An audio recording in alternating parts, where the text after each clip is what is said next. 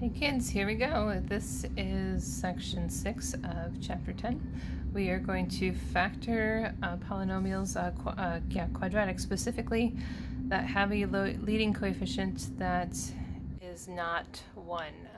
This is probably one of the most difficult sections that we will do this year. Not because the math is difficult, just because it does require so much patience and lots of practice.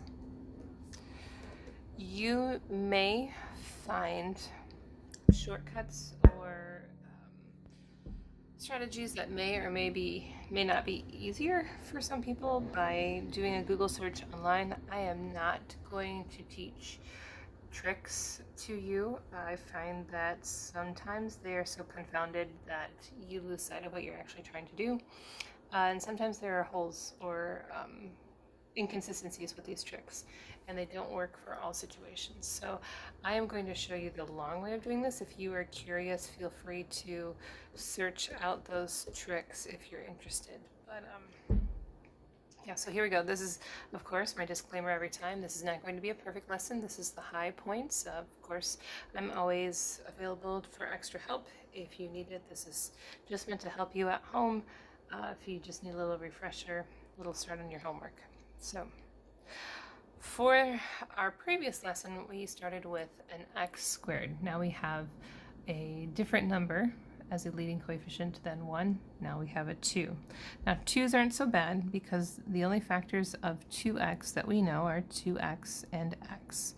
And of course you could say x and 2x, or negative 2x and negative x, or negative x and negative 2x, and all of those combinations.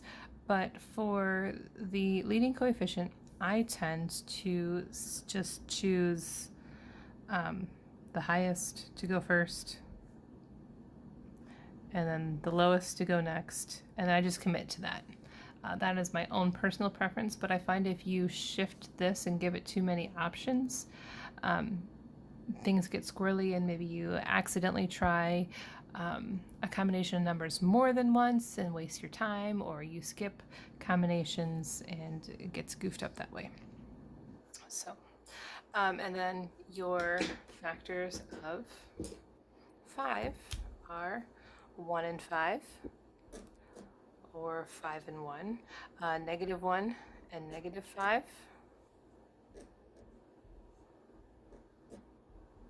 So these are 4 different combinations that I can try out to see if they will balance out to get 11x in the middle. So the process is like so. We'll just pick a pair here and use FOIL to try it out. 2x plus 5, 2x squared, sorry, plus 2x plus 5x plus 5, that's 7x, and I'm looking for 11x. That's not going to work. Try again. Back to the 2x and the x. Maybe if I multiply that 2 by a 5, what if I try this combination? This one didn't work. So a positive 1 and a positive 5. 2 times 5 is 10x. I keep forgetting that 2x squared in the beginning. Plus x, there it is, plus 5. 10x and 1x is 11x, which is what I'm looking for in the middle, with a 2x squared to begin with and the positive 5 in the end. So now we know that these are the factors of this quadratic. So I can use these factors to solve for x, to solve my quadratic. 2x plus 1 is 0. X plus 5 is 0. And just solve this like any other equation that we've solved. So x equals negative 1/2. It also equals negative 5. So I could say x equals negative 5 and negative 1/2. And I can prove this by putting this substitution into the standard form. Don't put it in the factored form to check your work. And so rather than have you watch me do all that, here's the proof that if you substitute in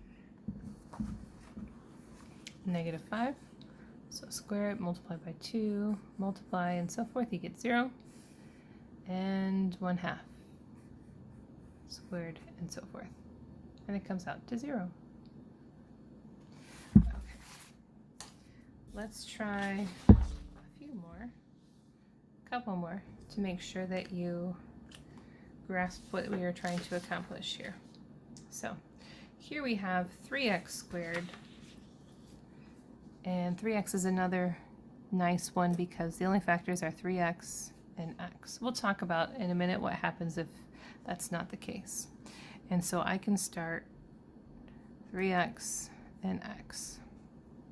And now we need factors of -7. Again, this isn't so bad. It can either be -1 and 7, or 1 and -7, or we could flip the order and do -7 and 1, or -1 and 7.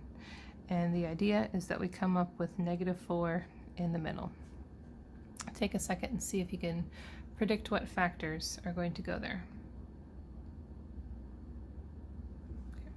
And I want to show you here that it's possible that you go through 4 different options before you find a combination that works. And so what I have here, these are all the different factors of -7, -1 and 7, 1 and -7, -7, and so forth, right? And I used FOIL to double check all of them until finally I found a solution that had -4 in the middle there. And that's what I mean by this requiring patience and some perseverance. So once you find that the solution is -7 and +1, you can use those factors to solve for x. So if 3x minus 7 is 0, 3x equals 7 if I add 7 to each side. So x equals 2 1/3. We're not afraid of fractions. X plus 1 equals 0, so that means x equals -1. So all that to say, x has a value of -1 and 2 1/3, which, if I wanted to, I could use quadratic formula, -b plus or minus the square root of b squared minus 4ac over 2a, what you learned last chapter, to find the same exact thing. Just trying to keep in perspective what we are doing here.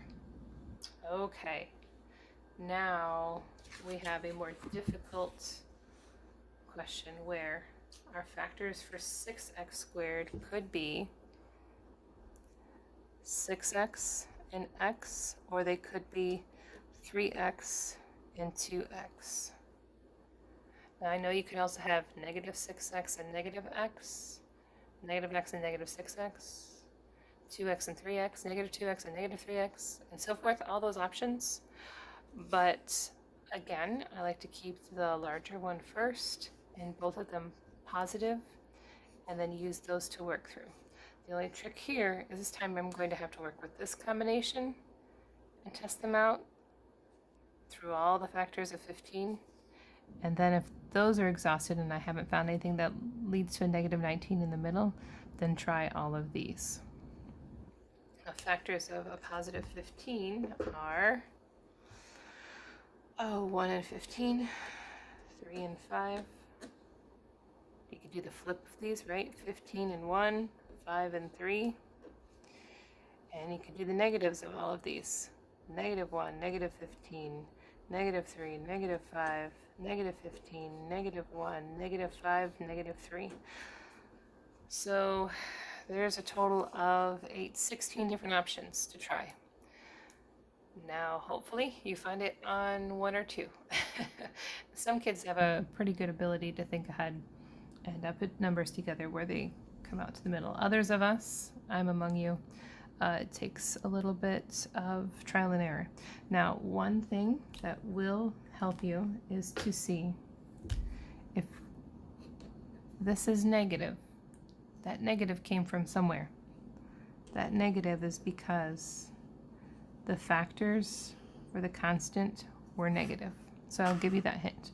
All right, take a moment, push pause, see if you can find that combination, and then I'll walk you through it in a moment. Okay, hopefully you have a solution by now. Did you have, dun dun dun, 2x minus 3 and 3x minus 5? And you can check that. 3x and 2x is 6x squared minus 10x minus 9x plus 15. And here is 19. Okay, so by using FOIL, we can see that that's correct. So now using the zero product property, this is equal to 0. So now 2x equals 3. X equals 3 over 2 is 1.5. 3x is 5. Or x equals 1 2/3. So x equals 1.5 and 1 2/3. Great job. And of course you can check your work by substituting into the original equation, or if you really wanted to, you could use the quadratic formula and solve those too. Okay, let's look at your practice. Your practice makes perfect, so we do a lot of it so that you can be confident in what you're learning. Okay, so similar to 10-5, this has a matching, and again, I recommend please do not use FOIL to find the standard form equivalent. Instead, recommend that you cover this up, factor, and then find the pair that goes with the standard form. The next section says choose the correct factorization, and then note this: if neither is correct, find the correct factorization. So it could be that one of these does not have the correct factorization, so the option will not be A or B, it'll be something that you write in. Okay, and then for this next section, you will factor the trinomial if possible. If it can't be factored right, it cannot be factored. And I'll give you a hint. There are 2 of these. If you were in class, you know which 2 those are because we struck them from the assignment. But for the rest of them, they shouldn't be too difficult. These coefficients are fairly low. 5, of course, only has, factors of 5 and 1, 3 and 1, 7 and 1. It might be this 12 that gets you because it has a lot of factors. 30 also might be difficult. So keep at it. Don't give up. Sometimes, though, if you're stuck, it's a good idea to start fresh, take a break from it, come back to it later. Those are just my suggestions to you. If I can be of any help to you, if you feel like you are truly stuck and you've exhausted every option, please do not hesitate to shoot me an email, and I'm happy to help or give you some cheerleading, encouragement, tell you to keep going, don't give up, you got this. Again, proud of you guys for making it this far. This is a tough lesson, so let's not diminish that. You guys have come a long way. I'm proud of you. So, all right, I'll catch you in class. Bye.